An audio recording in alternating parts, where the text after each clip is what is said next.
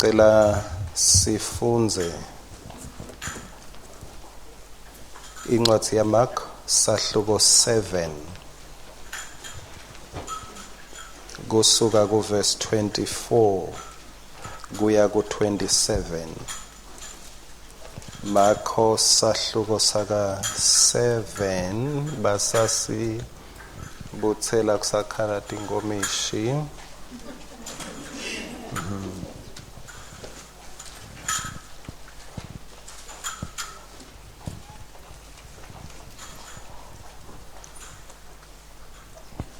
Jesu wesuka lapho wahamba waya esigodini saseTire naseSidoni. Wefika wangena endlini wabhaca, kodwa abengenakudifihla. Lomunye umfati labegulelwa indvodzakati yakhe inelidimoni weva ngaye. Weta watilahla phasi etinyaweni takhe. Lo mfati abengewetive angumserofenike ngekutalwa. Wanxusa Jesu ukuthi akhiphe lelidimoni kule ndvodzakati yakhe. Kepha Jesu wathi kuye, asekwenele kucala abantwana bendlini, ngoba akukalungi ukuthi sithathe kudla kwebantwana bendlini sikunikete tinja. Ake kwenele kucala bobani? Bantwana basendlini. Batawuthi bangesutha ke bese sebangathola labanye. Ngiye emshadweni ngalelinye langa bekungumshado noma iphathi. Sekuphuma ke simemetelo ukuthi kudliwa ngala. Kudliwa ngala. Basukume ke bantu benkosi vele bhu bashone ngakhona. Ngibona abantwana nje lababili labathathu bahamba kancane baye naselayinini. Ngiyadibuta ukuthi bayawukhanza kugcwele phela naba laba hamba kancane kangaka. But ngadiscover muva ukuthi bantwana basekhaya abacompete. Uthi Jesu kunesinkwa sebantwana where you don't compete. Awusitholi ngebuhle bakho, awusitholi ngekukholwa kwakho. Bantu abamabadzinga ukukholwa, we believe, we have faith, babe utasipha sinkwa in Jesus name, they don't believe. Kunesinkwa sebantwana. Yebazalwane. Mawufuna kwathi kahle indzaba ekholwa, ubokwathi ukuthi uphathe, kunetinto lophathelwe tona. Babe baze bamhoyita labanye Jesu wathi ngiphathele bantwana. Loku kwebantwana. Ngako ke lempilo yekuphathelwa ngiJesu kumele yente sibe ngilabehlukile. Ngoba uma singakhombisi ukuthi sinetinto lesiphathelwa tona lesiphiwa tona mahala ngibabe wethu, angeke lo mehluko wekholwa kwethu ubadonse labangakholwa. Angeke. Uthi Jesu ngiphathele bantwana sinkwa, akasho ukuthi ngibaphathele isifundziso. Uthi ngibaphathele sinkwa. Ngibaphathele sinkwa. Lo mfati lo waqualifya kuthola sinkwa lebesi sebantwana. Bese singadibuta ke ukuthi engabe bantwana basikhuthalela yini lesinkwa sabo. Ngoba uthi Jesu sinkwa sebantwana. Encwadini yaLuke lapho sitawuthola umfanekiso khona, Luke 13 verse 11 na 12. Khona lapho bekunemfati labenemoya lomubi, lo wase umgulise iminyaka le18. Ngicela sinake lapho. Okay, qhubeka mama. Abesagobene angasakwadi nekuhamba aconze athi tfi. Jesu wathi nakambona, wambita wathi, mfati, sewukhululekile ekuguleni kwakho.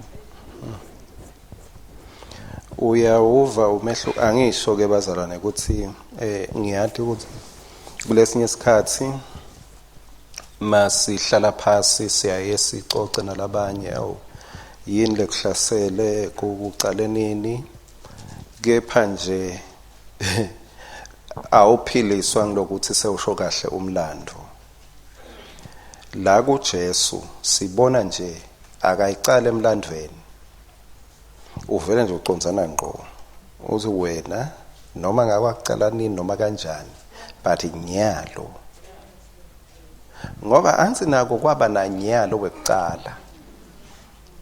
Jesu wasu introduce nyalo wekugcina kwakho wekucala kwempilo. Kube bona makhelwane bengidawuthi tshela makhelwane ukuthi umfundisi lamhla ukhuluma ngesingwa sami njengemntwana. But ngoba makhelwane wakho sowakhweshiswa kwathiwa 2 meters away, sale uba ngumakhelwane wakho.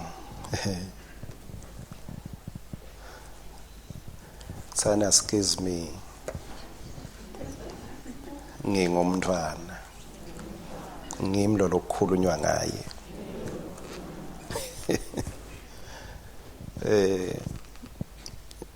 Yeah, lo mfati lona ke sifunze verse bani, verse 16 uthini ke manje? Manje ke nansi lendvodzakati lesitukulwane sa-Abrahama lebe seyiboshiwe nguSathane iminyaka le-18. Akukafanele yini ukuthi ikhululwe ekuboshweni kwayo ngelisabatha? Yeah. Ngiyayithanda into noma yeSiswati noma yethu ma-Afrika, uyabona connection yekuba ngumtukulu. Ngathi akukho kangako esilungwini. Noma khona but ngalokuthi angisiwumlungu angikwadi, but ngiyakwadi la kithi. So phela lona ngumtukulu wazi bani bani. Bathi hawu bantwana bambane inkukhu. Udliswa kuba ngumtukulu. Uthi Jesu kulomfati so ugule kangaka, you qualify for healing ngoba ungumtukulu wa Abraham. Ungumtukulu wa Abraham. Ma ungambuta sikona lo Abraham bekanjani, angimathi. Bekahlalaphi, angimathi. Kunetinto kuNkulunkulu lesingatitholi ngekuthi sati bani lamhlabeni. Sitithola ngenxa ukuthi singemadvodzana nemadvodzakati aNkulunkulu ophezu konke. Lo ngathola ngekuthi awushayile emthandazweni. Uthola ngekuthi ungumntwana waNkulunkulu. Lo mfati lo iminyaka leng-18, lo verse 11 kulapho kambe ngicela ungiphinzele lo verse 11 uthini?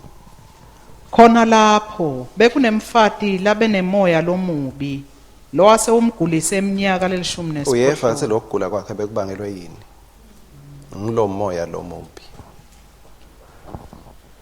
Lo moya lomubi bese umgulisile iminyaka leng-18. Bese umgulisile. Kusho ukuthi lo moya lo kukhona la bewubambe khona. Wabamba lo moya wagcina sekagobene. Angasakwati nawo lo mlayeto lapho ke ingcikithi yawo ikhona. Angasakwati 18 years angasakwati. Lo moya bese umbambe ngangekuthi noma itolo bekakwati kuhamba kahle, bekakwati kubuka etulo, bekakwati kwelula sandla thinze lafuna kuthinza khona, kepha for 18 years abengasakwati. Kuyendeka empilweni, usahamba empilweni lokunye yebo kungaba kukhula, but kuyendeka nje letinye tinto empilweni. Ukhanze tinto lebe unganato, ukhanze sekukhona. Uthi khanze ungasakwati, kanti bewukwati. Ukhanze ukuthi kunetinto bowukwati ukuthi kumele wente njani. Akufanani ke njalo ngisho ukuthi ngeke ngifananise nekukhula ngoba mase ukhulile vele labe uzuba khona itolo uyamangala ukuthi yebo nini sengingumjikijelo lomfishane manje ngiyazuba angisefika indzawo kani ngikhulele khona la bengihlale ngizuba la nyalo angisazubi sengigcumukele ekhathi lo mfati abengasakwati wakhinyabetwa ngumoya lo wambangela ukuthi angasayi enjoy impilo angeva bomnanzi bekuphila abehamba nalabanye ashuca kepha abesakhubatekile empilweni yakhe moya lomubi lele ngingakuthanzi angithi sivela ukuthi wabangelwa ngumoya moya lomubi umoya wasathana lokho lengakuthanzi ukuthi beka hamba khombisa abantu lizibithi lekusebenta kwakhe abehamba khombisa abantu athi buka mina ngiyamgoba umuntu ngiyamgobanisa mina umuntu buka phela akasakwati utambona phela akasakwati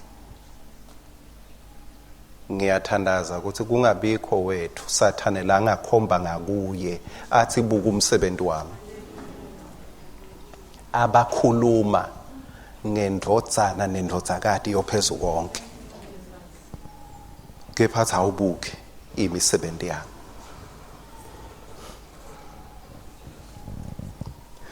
masingabuyela kuloma ke lo beka kuphi makambona Jesu usesinagogeni mawufunza verse 10 Jesu ufundzisa kuphi esinagogeni khona lapho esinagogeni bekunemfati labe nemoya lomubi lo wase umgulisile iminyaka lo mfati ngiyamcabanga ukuthi bekathembekile ekuteni kwakhe esontweni njengalokhu simkhanze sinagogeni nginikete isithombe imicabango welisonto lo mfati futhi lona kumbe bekethembekile nangeminikelo yakhe makuhlatshelwa hlabela makunikelwa nikela lo mfati ngiyacabangela nje ukuthi kumbe bekasesikhundleni nale esinagogeni kepha unikela nje ugobene uworshipha nje ugobene uyenkonzweni nje ugobene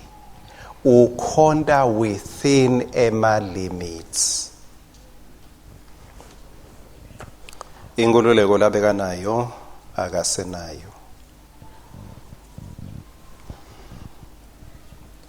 how do you know you are bound wena lamhla masimiyekela lo mfati sibuye siteketa khonami wathi ngani ukuthi njengalo mfati lokubili 1 wathi ngekuthi impilo yakho ingabi ngenesis 1 verse 28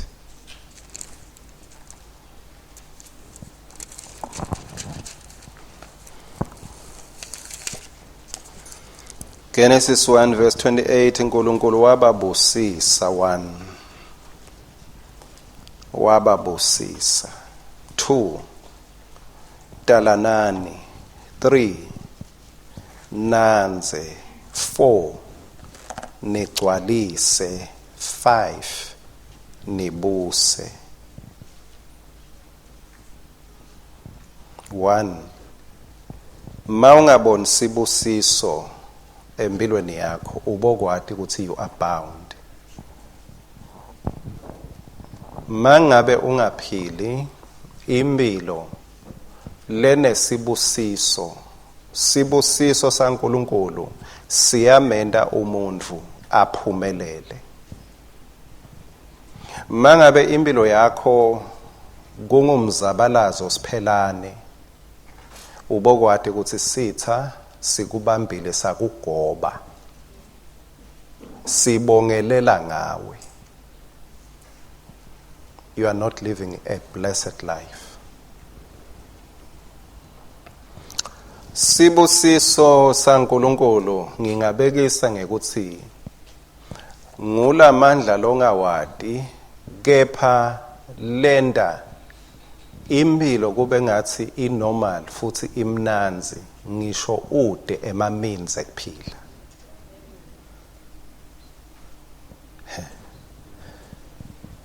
Lo mhlaba usiyengile kungathi bumnanzi empilweni kungesikhathi singwa usifaka jam. Kani bumnanzi kungesikhathi udla singwa singena jam but uve bumnanzi ngathi sina jam. Sibusiso saNkulunkulu. Lo mhlaba wenda ngazuthi kulala embhedzeni i-postapodic kuthiwa yini?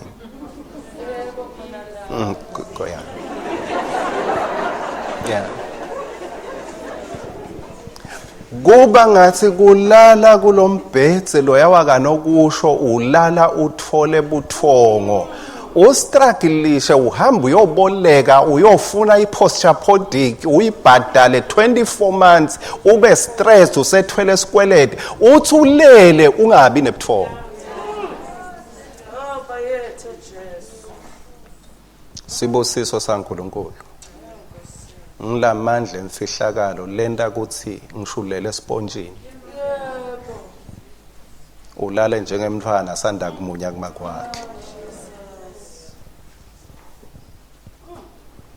Kungakho sigcina sicosha imibhedze silale si-stressed ngoba usawubhadala.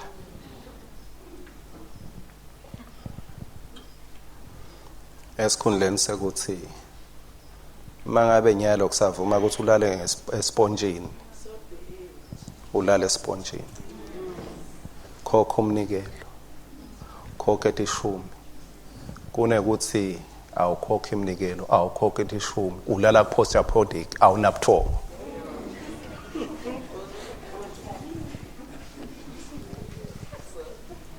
Ngoba lala benta lombhedze abafaki ibuthongo kulombhedze ngoba babadi ibutholakala kuphi. It is the blessing of the Lord that makes you rich. Sibusiso saNkulunkulu lesiphana nebuthongo. Blessed be the name of the Lord. Sibusiso saNkulunkulu. Sibusiso saNkulunkulu. Siyalondolotana. So sibusiso saNkulunkulu ubona ngaloko ukuthi yini ngathi I'm losing the blessing of the Lord. But ke lokunye lengifuna ukwazi ukuthi you have an enemy njengemntwana kaNkulunkulu. Longafuni uenjoy singwa babo wakho la kuphathele sona. Kunesitha lesifuna lesitele nje kute ugweba singakhanza uhle wena uhleli kamnanzi ungisisi wakabo uyintombi yakabo uthi hlalele kamnanzi sitha senyanye sife.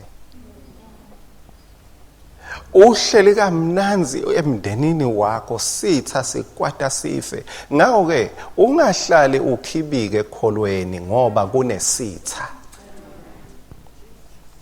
Kunesitha. Kumele usheshe utibone timpawu tesitha. Usheshe ubone ukuthi leli bunda kusilo lalakhaya.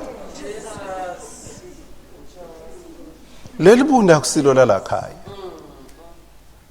Kepha ke ngivile kanenge ukuthi uyabona indvodza ibusisekile. Ngoba lamanye amadvodza awabona imbamba akhulisa umntwana makhelwane.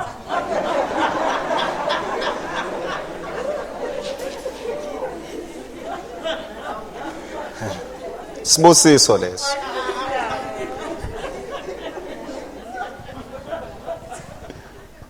Sibusiso leso bobabe. Sibusiso. Sibusiso. Kumele njengemntwana asekhaya your spiritual senses akho abe se open ukubona lokulibundi lelingasilo lala.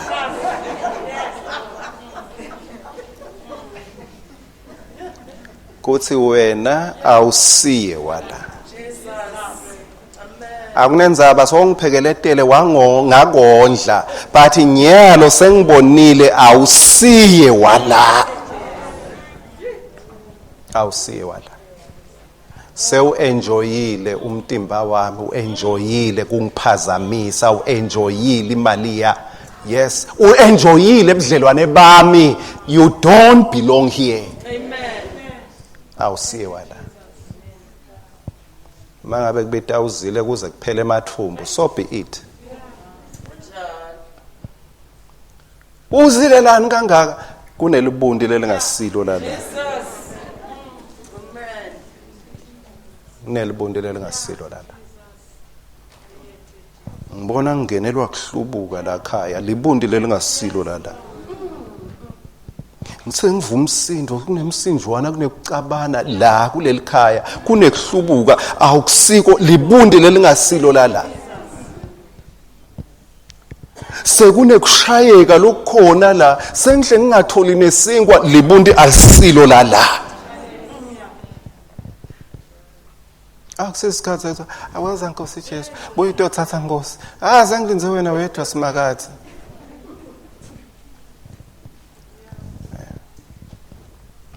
Sikhathi lesi sekuthi emadodana nemadodakati eme athi zica.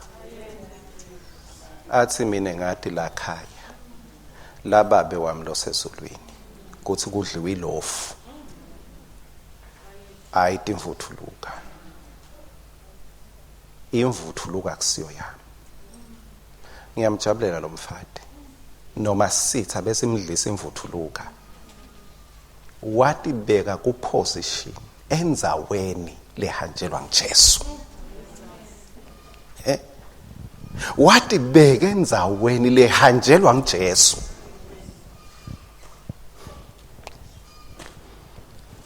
Mangabe awuboni kwanza konke kuyancipha kuyaphela. Mangabe awuboni kugcwala empilweni yakho. By the way, wena lo ukhona la hayi ukuthi unemntwana, besides nje ukuthi unemntwana nomntaba nani, wena usifakazelo sekuthi live la uNkulunkulu leliqiniso. Ngoba labanye bethu badalwa abantu labangakholwa ngisho ukukholwa, kepha solo balandzela live lelaphuma uNkulunkulu. Ngakho ke mangabe kutalana kusekhona kusho sinalo lokunye kufanele kube khona. Mangaba ukubona kumele ukuthi njengaloku ukholwa nyalo wathi ukuthi sitha kusho ukuthi sibambile your fruitfulness, sibambile your increase, sibambile your dominion, sibambile your multiplication. Kwesibili lobona ngako, when you don't experience abundance, abundant life,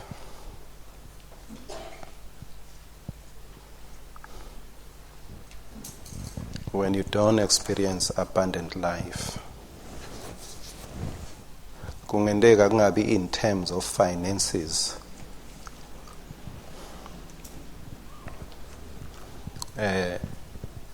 Uma siba nesikhathi nebantu nje kulokunye bacele selulekane empilweni ye premarital counseling, masilungisisana, ngiyaye bese ngiyababonga ngithi yathi kuthini, ngiyabonga kwekucala kakhulu ngoba angicabanga ukuthi nitolanze ama notes,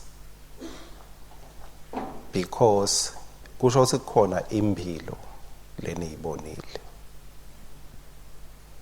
Le counseling ngisho ukuthi noma ngitaniki information futhi ngeke ngibe ngikhuluma ngekuthi mina ngimendana umfati wami ungendani thina sibo sweetheart wakadali ake ngintshele.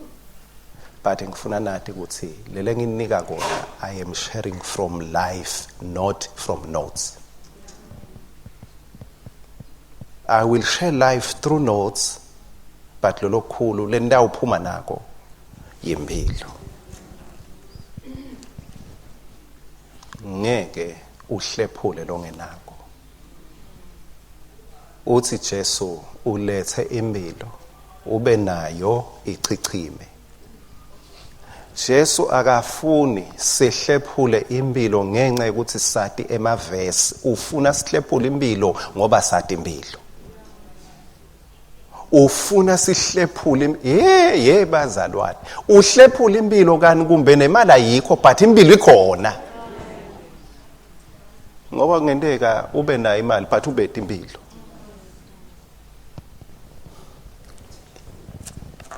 If you have nothing to share with others, ubokwade ukuthi sitha sibamba impilo yakho. Khona lapho sikubambe khona. Why? Kumcoka ngani? Kunambitha singwa sakho njengemntwana kaNkulunkulu. Izathu letimbili. Kwekuqala usidalwa lesisha. Usidalwa lesisha. Ngibani lo wathi ukuthi kuthola impahla lensha kuhambisana nekugeza lokusha.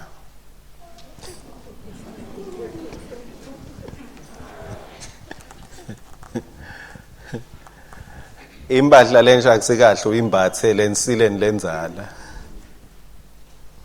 Wathola impahla lensha nguwe lobonako ukuthi hayi ngeke bese ngigcokele lateni lwayitolo. Impilo lensha lesiphiwa yona uNkulunkulu kumele ibonakalise inkululeko etintweni letinzala. Mangabe khona into bengadiwa ngato ngisengakakholwa letimbi, kumele impilo mase yinsha dingasabikho. Manganitshela nenyanye ngidawujabula. Manganitshela nenyanye ngidawujabula ngoba kutabe kukusonzeta ekuphendukeni. Ayikabe bantwana basekhaya. Kepha nje mangabe kuthiwa unemanga njenga Andi lo washona.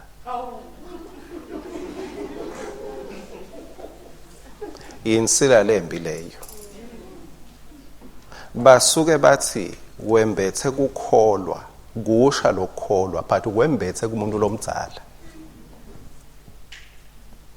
Mangabe wena solo associatewa nalabafa ngalokubi. Uyathi bangathi uphana njengama kwakho. Uyalibona igama lekupha. Thintsana emazulu. Kepha bathi uncishana njenga anti wakho. Ngesini bo anti.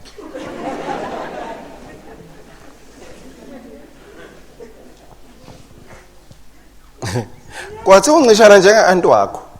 Uyayibona le connection leyo kuncishana kusiko kwala libundi lelingasilo lala.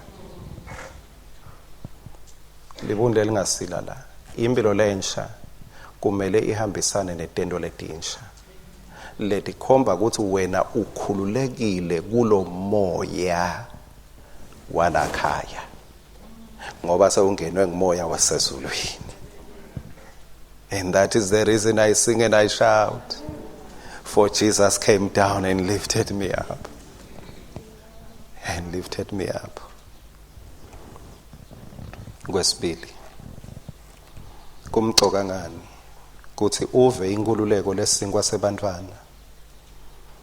Kungenxa yokuthi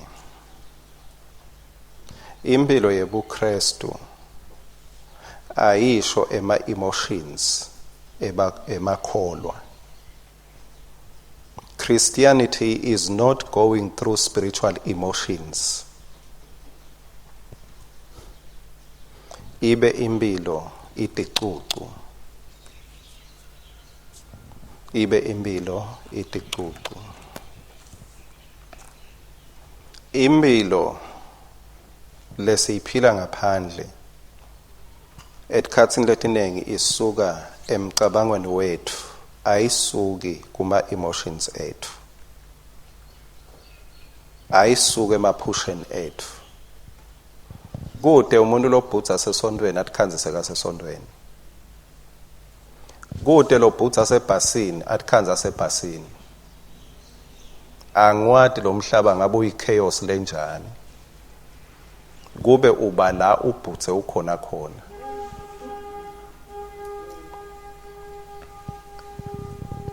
Uyathi lelingekhathi lakho imicabango yakho inemandla kwendlula litulu ngaphandle, ngoba lithi lichamuka litulu limnyama lisangcotho kanti usemsebentini noma la usebentela khona noma usesikolweni, ulibona lithi awubese sewuthi angithenga ingubo la e-True Pepper ngidolala, lenhlitweni uthi ngiye ekhaya. Lenhlitweni emcabangweni uthi ngiye ekhaya. Mangabe liyachubeka uthi uyahlala uthi liyedlula ugcina uchekisa inhloko ongathi ukuchekisa inhloko sekwendlulisele litulu, kani letawuchubeka likunethe uthi anginenzaba ngiye ekhaya noma ngiyefika ngimandi. Ufucwa yini? Ufucwa lingekhathi, awumiswa simo lesingaphandle mawufucwa lingekhathi. Lo mubi ke utargeta lelingekhathi ngoba uyathi ukuthi lelingekhathi lakhinyabeteka, lelingaphandle likhinyabetekile, lingaphandle likhinyabetekile. Impilo siyiphila from inside, not from outside. Ngeke impilo ibe mnanzi ngoba ulungise tintfo ngaphandle.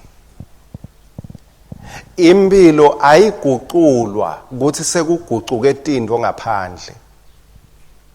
Ngakho ke umthandazo wakho nami asithatha ngekuthi lokwenteka ngaphandle bese kusiniketa umcabango nemthandazo ukuthi engabe ngekhathi kunjani, ngoba lolo kungaphandle akamele kudictate ukuthi sengidawuphila kanjani. Akamele lolo kungaphandle kungithume ukuthi sengidawuphila kanjani. Mangabe kukhona umoyana lomubi akukamele bese ngiba sithohlongwane angisakhona ukuphila la ngaphandle.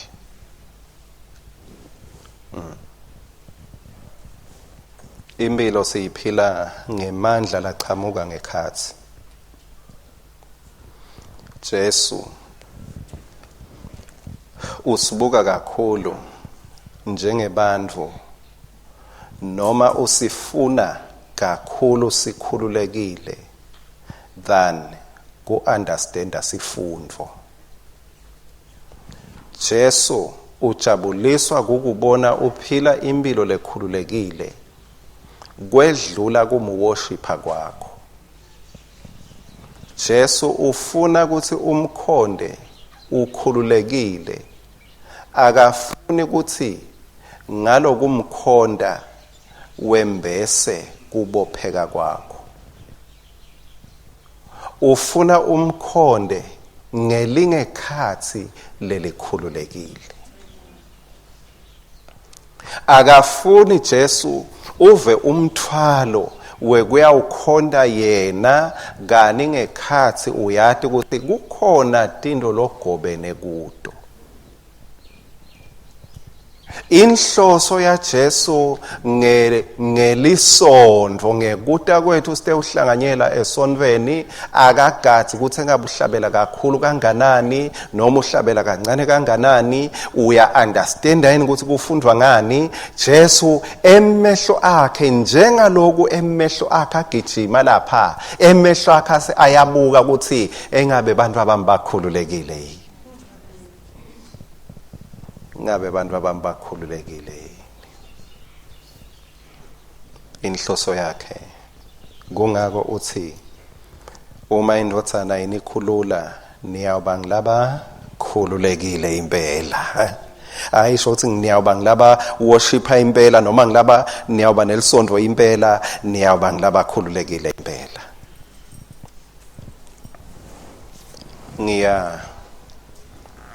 Dama kulandzelela liqiniso lelivi laNkulunkulu ikakhulu kulendzaba yekukhululeka kwalabangcwele, ngoba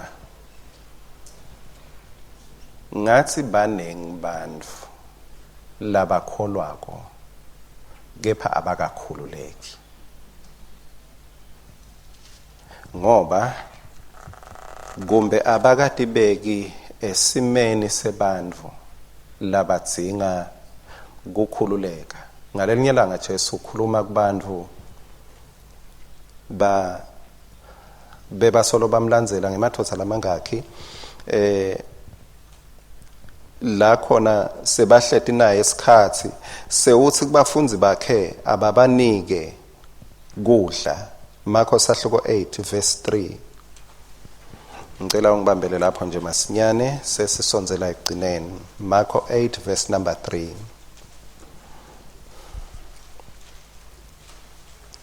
Uthi nangibahambisa ngendlala kuthi baye emakhaya batawucaleka ngendlela, ngobe labanye babo besuka khashane kakhulu. Mangibahambisa ngendlala batawucaleka endleleni. Mangibahambisa ngendlala kumele labantfu laba bathole singwa, bathole kudla.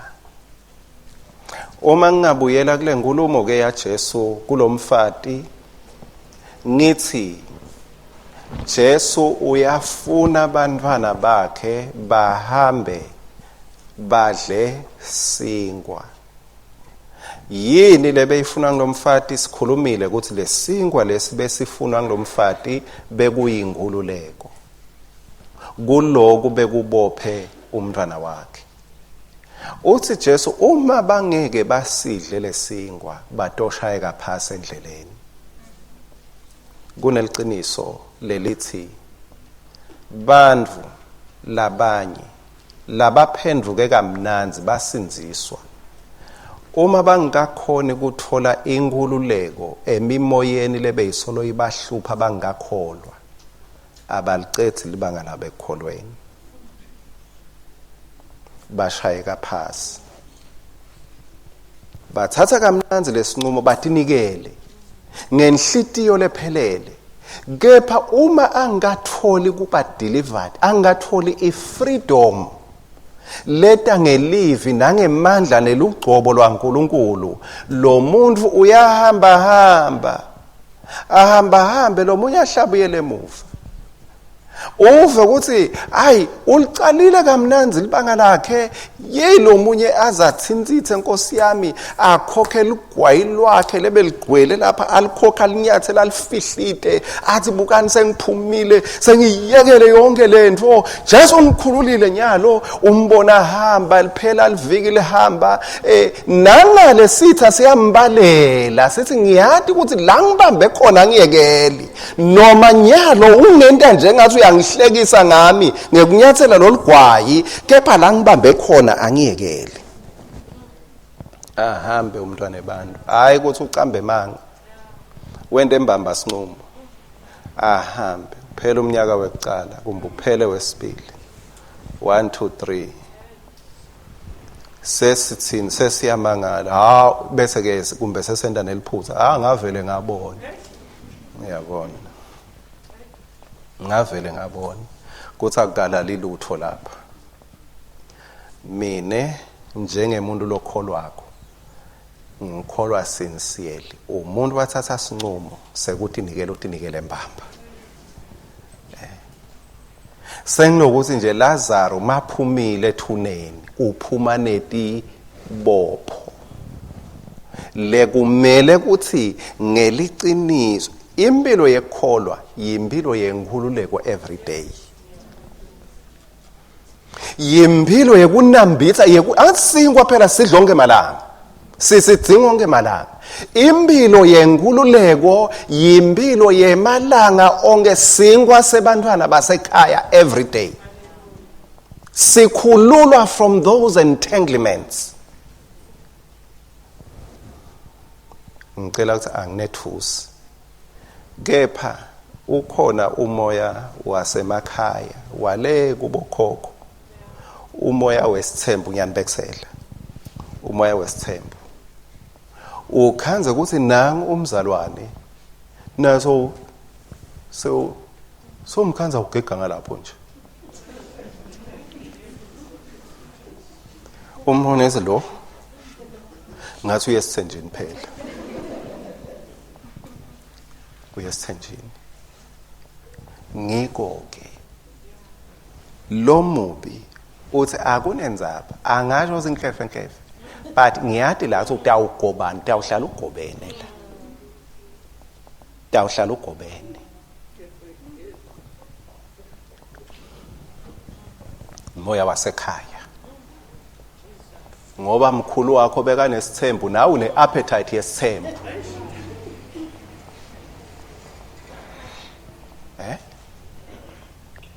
So letinshwanyana mase uhlala phasi utidadisha tinema connections. Nema connections. Akasuki nje umuntu wayesitolo ndothenga ligwayi ngifuna kubhema. Kunemoya wamkhulu lo bhema insango le wafa katheni but lo moya umanifesta la kuwe.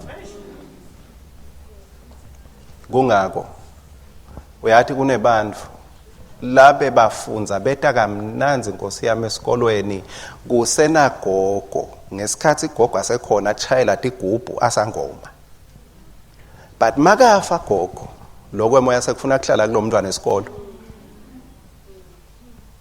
abe bathe umntwana abantu uyazabalaza afike esikolweni alale hu aphaphame makhala insimbi yekuphuma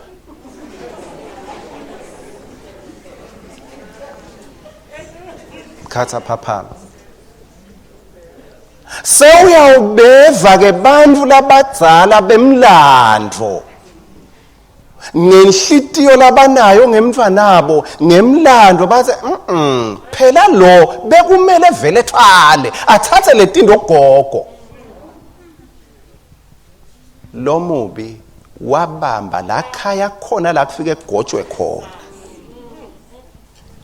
lo munye ukhokha afaka uyazathi lesicathulo sabo 20,000 sicathulo phela kusho ukuthi 20,000 ngisona nginamkhulu kakhulu ngoba kunetabo 100,000 kunalepita kakhudlwana lo munye utawuthi kude mina ngathi ngilothu usengasiboni ngoba la mhlabeni kunebantu le ngelanga makenda 1 million yini lengamehlula ukuthenga isicathulo sa 100,000 uyabona ke wena ngalo uzowenda 1,000 ngelanga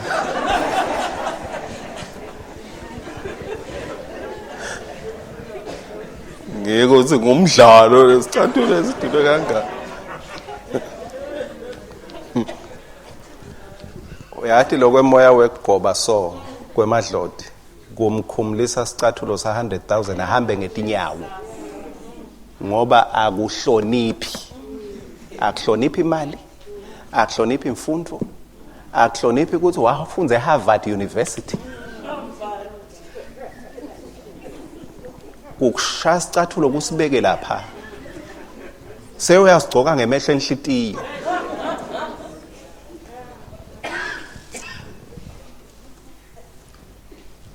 leminye yale mimoya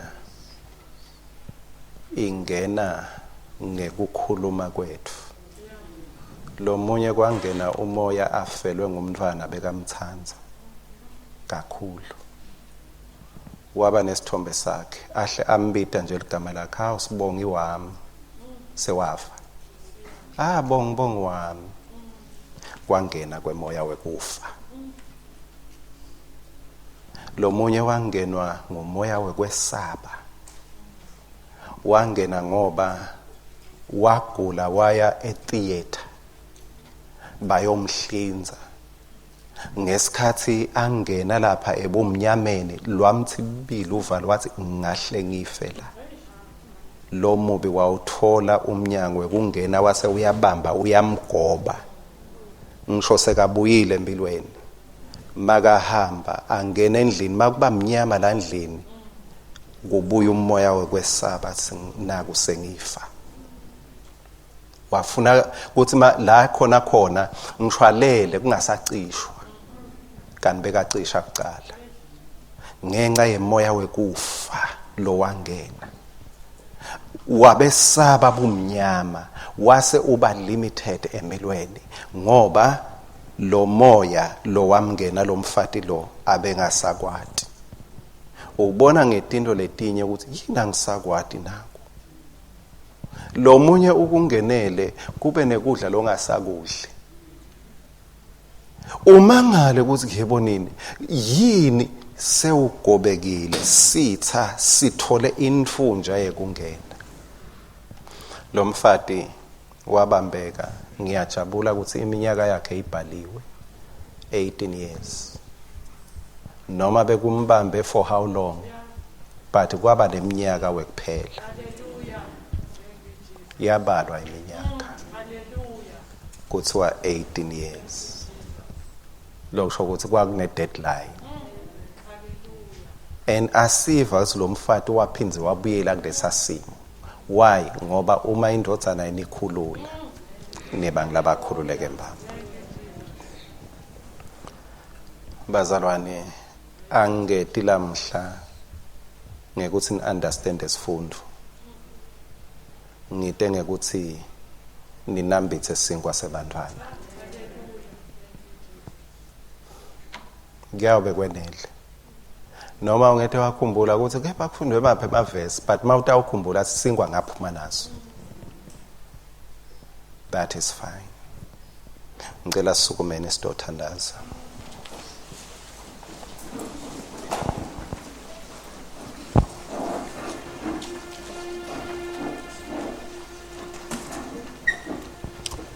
We thank you, Lord.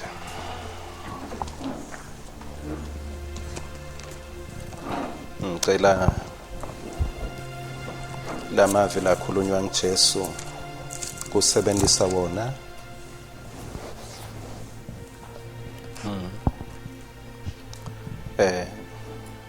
praise God. Uthi Jesu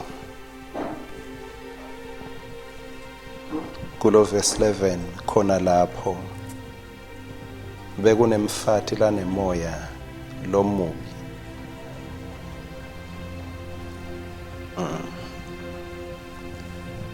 Bese umgulisile iminyaka le-18. 1 bese umgulisile. 2 abesagobene. 3 abengasakwati. Kumbe khona la ungasakwati kuhamba khona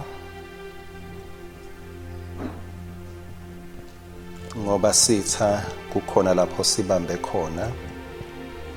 Abengasakwati kuhamba eme aconze athi thwi.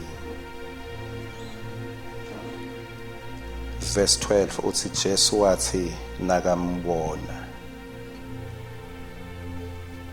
Lapha ngiyathandaza ukuthi may the penetrating eye of Jesus Christ see you. Liso lakhe lelikhaliphile alitibonele nayindvodzana nayindvodzakati leme kulendlu kepha lebophekile lengasakhona. Kunemagama Jesu lawashoko kulomfati. Jesu nakambona kwesibili wambita. Wambona wambita. Lamuhla ngitobita indvodzana, ngitobita indvodzakati yaNkulunkulu lophilako. hayi ngoba ukholwa kancane. Lamhla ngilokusho kuwe ukuthi kunesinkwa sebantwana. Lesinkwa sebantwana yinkululeko. Sewuhleli kakhulu etibopheni ubophekile. You've been long in that bondage, in slavery. Kepha liso la Jesu libuke wena lamhla.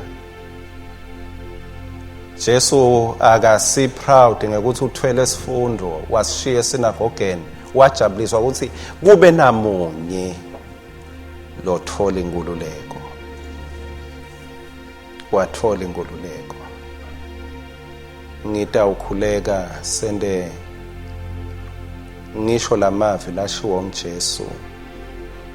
Ngiwabhekise kule ndodzana na kule ndodzakati.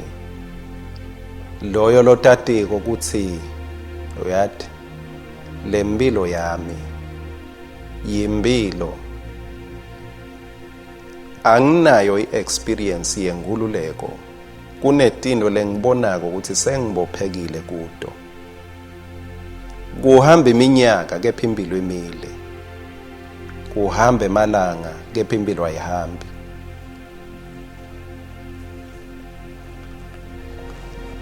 Lord Jesus, you are faithful to do as you did more than 2,000 years ago.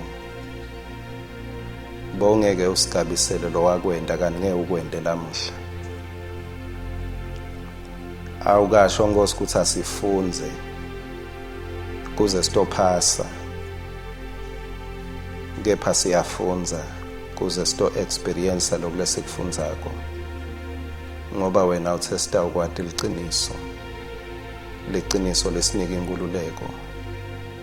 Ngiyacela babe, help your daughters and sons today to experience freedom from the bondage of many days, bondage of many weeks, bondage of many years, maybe a bondage of many months.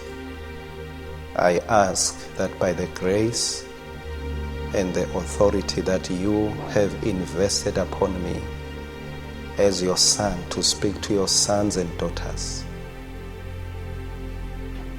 that I would use the words you used to set a woman free.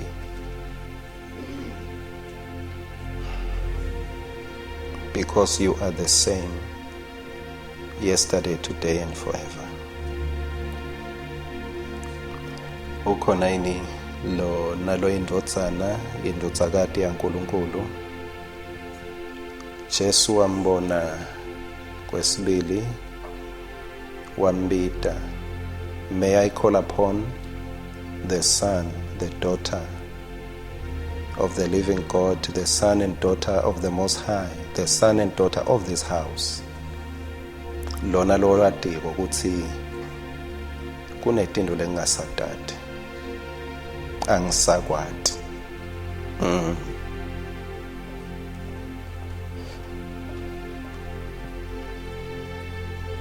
Blessed be the name of the Lord.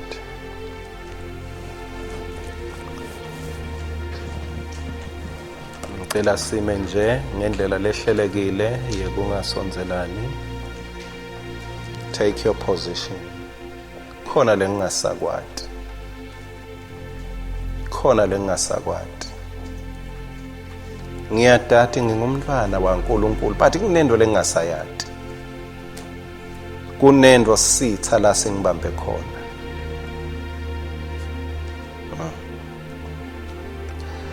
Nkosi Jesu, awuzange wambita lo mfati wambitela kubukisa ngaye.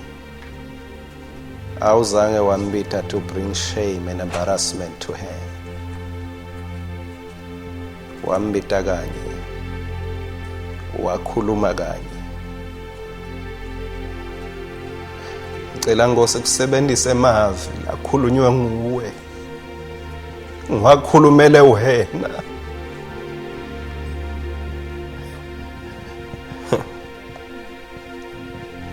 Ngoba angameli bakaDlamini la Nkosi ngimelele wena. naMoses bekangathi ukuthi udabathini mafike elwandle lolubovu nami Nkosi angathi ngabathini kepha ngidawukopha emavi lakhulunywa nguwe. I will say what you said.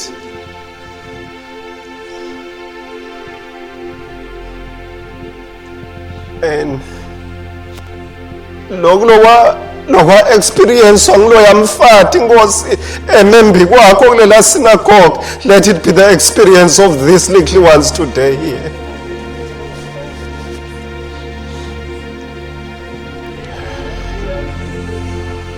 They don't need to be in that synagogue. They are here now. They are here now. Let them know they didn't miss anything. Ngesikhathi wena unyathela la emhlabeni. Let them know that you are not only concerned with their worship, but you are concerned with their freedom. You are not concerned with their church attendance. You are not concerned with their tithe and offering. You are concerned with their freedom. And you have prayed for them. Lord, I pray that when they live here, they don't go back to live on crumbs. Khuleka Nkosi ukuthi bangabuyeli bayophila ngemvuthuluka. Kanti beve ukuthi bantwana banesingwa.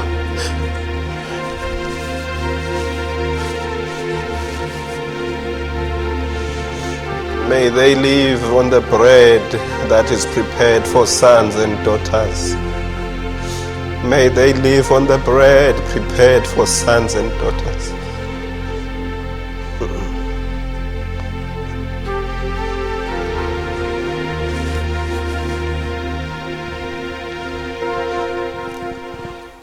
Siswati mfati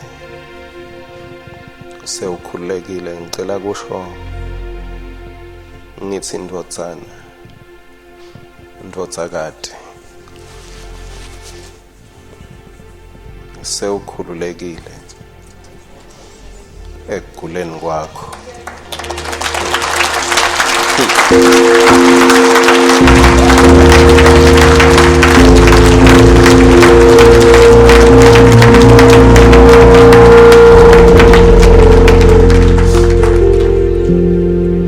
Inkululeko yakho ayikho kusasa. Jesu akasho ukuthi utawubona kusasa. Wathi sewukhululekile. Past tense. Sewukhululekile. Lithi wambeka tandla, ngeke nginibeke tandla. Bese lithi masinyane umfati weluleka waphila wathumisa. Asicali ngendumiso. Indumiso ingumphumela wenkululeko. You are free. Enjoy the freedom that comes from you. Singahamba siyohlala phansi.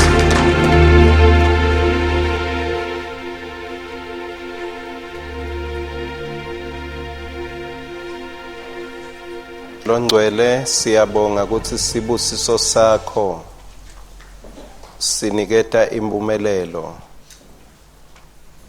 Awulethi lusizi ngesibusiso sakho. Your blessing brings prosperity and it adds no sorrow. We have just realized and we have welcomed and we have received what belongs to us. For you are good. Every good and perfect gift comes from you. We love you, Lord. Remain glorified through and through. Just as we enjoy worshiping you, that we may also enjoy freedom, to the glory and praise of your name. Amen.